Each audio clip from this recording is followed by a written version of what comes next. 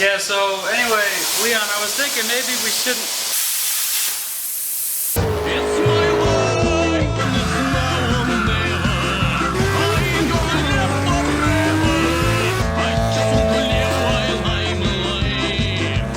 Welcome back to next episode in the series. Leon's Garage Adventures. Leon's Garage Adventures. I'm gonna run to my house real quick and have lunch with my fiance. Okay, sounds good, thanks. We miss you guys too. I'm already sweating, we didn't do anything. Yeah, it's hot. I'm about to pull my pants off. Oh boy. I have so much of us dancing in the last video. Really? Yeah. Alright, so we're back on the next episode of $1,000 Car Guy. It's the continued build of the Turbo LS Miata Kart. So what we got done so far, got the old Miata motor already in the back of the truck, so that's out of the way. That means we can use the engine hoist to pick up the LS to slide it in and see where we gotta start cutting. Not sure if we're going to be cutting first and then seeing how much room we have, or trying to scoot it in there and see what it looks like. Don't you cut once, measure twice, but you cut it first and then you measure it and go. Cut it twice and it's still too short. Yeah. Where we think we're gonna have our main problems, all of this and the same on that side. But that's also where all the brake lines are. It kind of sucks. My other goal for the day is to pull out everything in the harness, because at this point it's almost easier to run the new wires for the lights wherever I want versus keeping where they are in the factory harness right now. This includes pulling out everything behind the dash as well. Obviously, this is a Miata Kart, and I've already pulled out all of my heating and AC components. Yes, this car used to have AC, but like this whole bundle of snakes right here, this needs to go. So all the wiring is out of the passenger side of the bay. Well, when I say out of, next gotta work on the driver's side.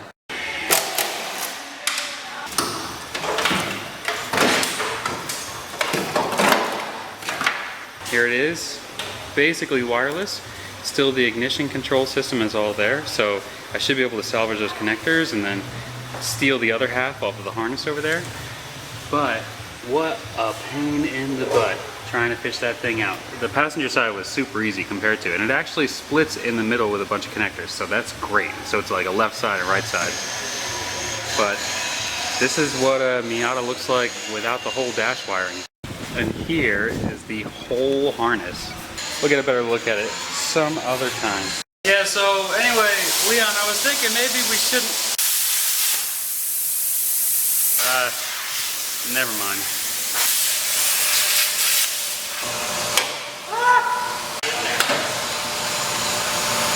I think somewhere in there was the perfect shot of you, please don't make me do stuff, holding the piece and the torch. Yeah, that's a fine hole you got there, Leon. Yeah, it's like get up in the hole. Oh, you don't fall for that thing. Oh! Make you feel better. Oh, that oil. That power steering light. Wait, I have a giant zip tie. Yeah, we'll use that. Okay.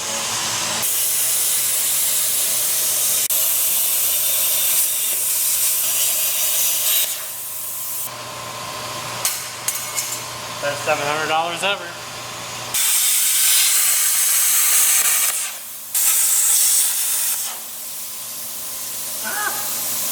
Need a hammer.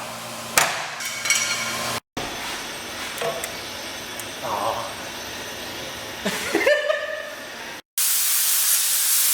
Cut my Mazda in 2 pieces. Last resort. Got a plasma. I'm hitting the trigger when you're sitting. Cut my car into pieces. I've driven it the last time. You may want to let the carpet cool down for a second. Carpet? What carpet? All against the firewall. Okay. If it catches on fire, where's it gonna go?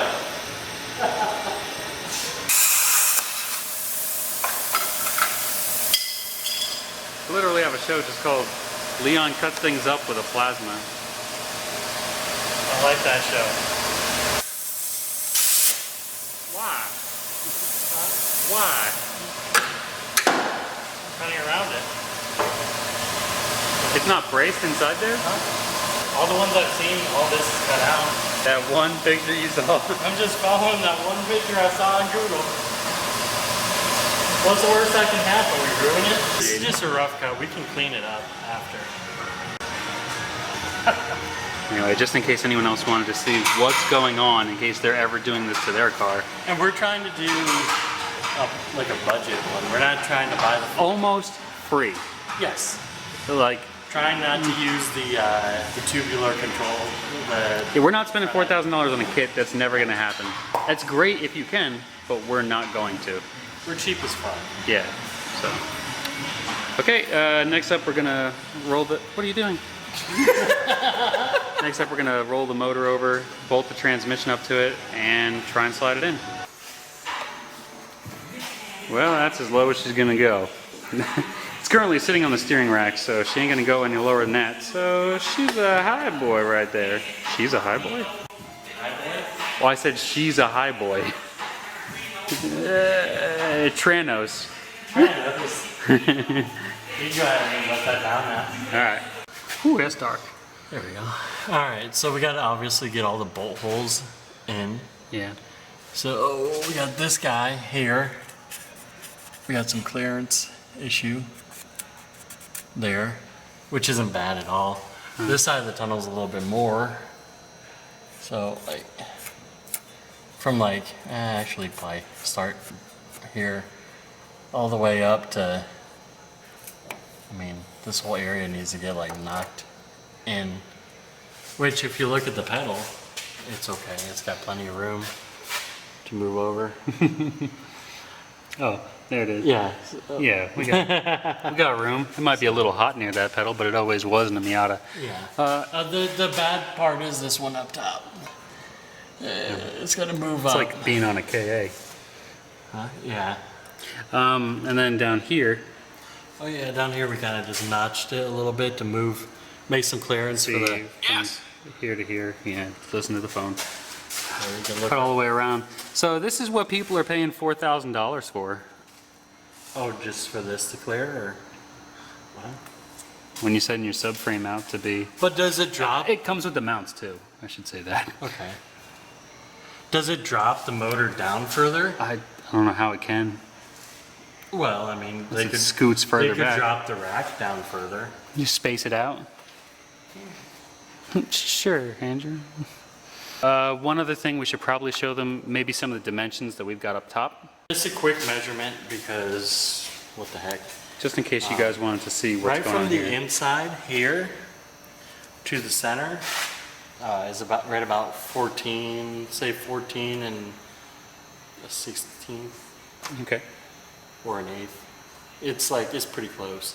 And then I'm measuring from before we had cut it, but right about here to the head is 4 inches on both sides. Right. And that makes the motor straight in there. Yep. You know, if we look at it straight down the line, it's right there.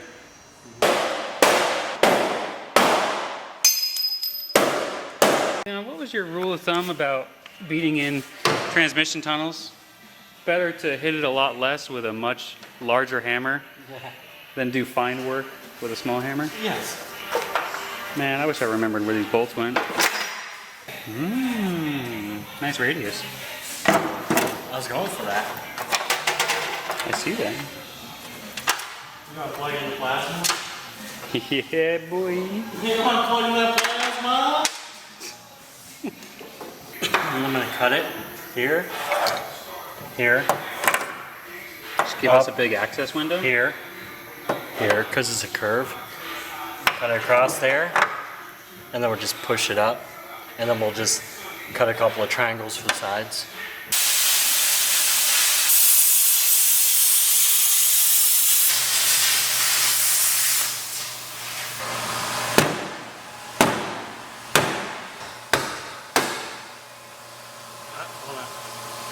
Something like that would make plenty of room.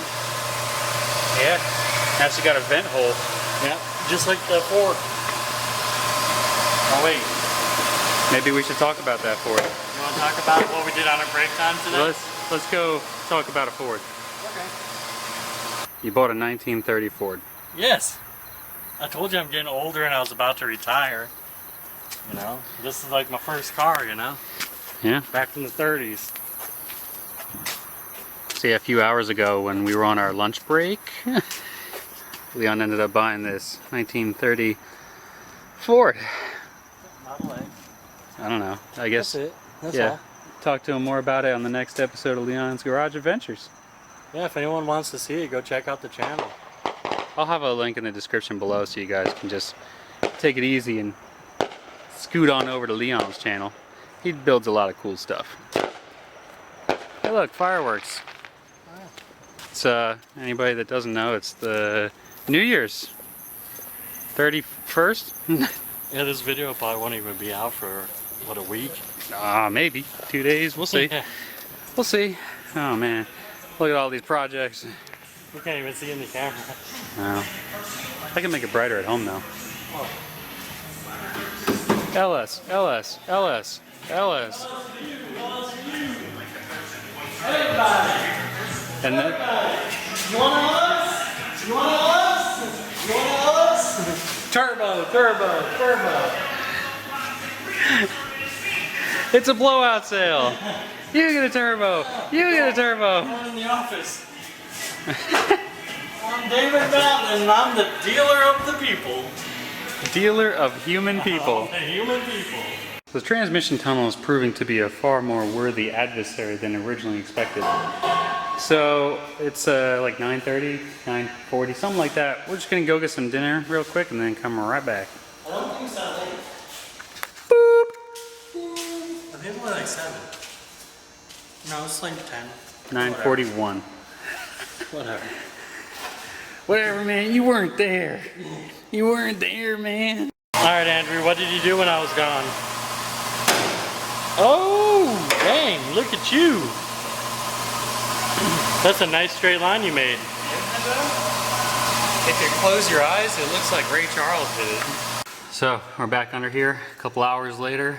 Had some dinner, did some more smashing, did some more really notched out cutting. That was Andrew. Yes, it was. Like I chewed it out myself. But, as you can see, we can now access all the bolt holes to mount the bell housing to the back of the engine, which was the whole point of all this. I'm pretty sure that you have to drop the subframe down in order to do the motor trans at one time. Well, then you just roll Like it underneath the normally? car. Right. Normally, right? But we want to get the transmission in and out just in case. Same as like the motor, if we wanted to take just the motor out. Right. So it would function like a normal F body or something like that. Yeah. So who cares if the tunnel's a little bit bigger? Yeah, it just makes everything easier. Like how much would you wish that you had more room to work? If it was an option to everyone, Yeah. why make it difficult? Plus, it's not like we're trying to go to any car shows with this thing and impress anybody. So, as you can see through my floor here, we have these brand new access panels. Yeah, and the pedals still have it. We smashed this over about, what, 2-3 inches? Yeah, it was a bit. And we still have full range of the pedal. Yep, so My new my... piece is gonna go right here. So we'll probably make some sort of mini dog box to cover this up. I was thinking, personally, of building it with some flanges so that we can unbolt it when needed. So instead of, like, okay, we have a lot of access to these bolts, well now we have all the access to these bolts from the top of the car. So you just unbolt, say, 6 things to take off the dog box, and then you can reach the top of the bolts. That sounds amazing to me. Plus, look how easy oil changes are gonna be. And I'm still amazed.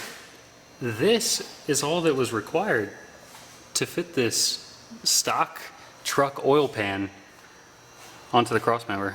I mean, this might not be for everybody because you're gonna want to slam it or whatever, but I don't think this thing's gonna go that low, is it? Not anymore. Anymore. We'll build a skid plate or something so we can smash it You know what we should do? Right now, set it back on the ground, and see how much it goes down. because it's do never had the whole weight on it. Yeah, there's no transmission, but Yeah, you're right. You're right, you're right. still probably the motor's probably heavier than the motor and falls in. Yeah, probably. We're not doing anything special. It's an iron block, you know. Truck everything. Yeah, I was a bit shocked, as you guys will see. Fireworks. Remember, it's the 4th of July. Remember, it's New Year's, whatever. People outside drinking that dumb fuck juice walking in the middle of the street. I was a bit surprised when I saw this high intake manifold. I was like, holy crap, so much for having any sort of hood on top of this thing. But it adds character. Oh yeah. Oh yeah. Oh wow. Go ahead and give the front end a little push down. Okay. Wait, can you do it? Yes. Oh. Because the suspension's not loaded. Well, you know what I mean? From being up so high, Wow. just because it's heavy. How low is that oil pan? At max, you were probably like 4 inches from the ground, which is okay. Better than the 55 was. I may want to get stiffer springs. This thing's gonna float because so much weight and it's such It's- a light car. Yeah, and you know what else it's gonna do? Pull all the weight off the rear end when it goes over something. Well, when you stop it with such a light spring in the front, it's gonna just. Scoots Magoots is back in town. Yeah, because this thing was stiff earlier. Like when you. Oh yeah. Yeah, the weight of that engine definitely. The weight bias is going to be 90-10. We will show more progress in the next episode. I was just thinking of slapping the truck manifolds back on, Okay. but there's no point. There's plenty of clearance here. Like you guys can see, actually changing spark plugs or pulling these manifolds off is going to be a piece of cake. More room than any stock location I think I've seen. Other than like the big Yukon, where it's just got more room on the side. It's not low, and if it was any lower, we'd be scraping on the ground. Yeah, it's pretty good. It's kind of where it has to be, unless you had like a, what do they call them? A dry sump? Oh yeah. But More They- different pan and. they cost money, and we're not about that. I'm not about that. Yeah, I'm super pleased. And honestly, we couldn't do any of this without Leon from Leon's Garage Adventures. I didn't do anything. You did everything. Oh.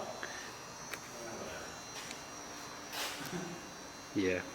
Holy cow. It's in, but it's not socked home yet. So tomorrow, we're going to try and find somebody that has a transmission jack. See if we can borrow it for a little bit. Do a little slap and tickle. Pop that thing on, and then maybe, just maybe, fabricate some mounts. See you guys in the next episode.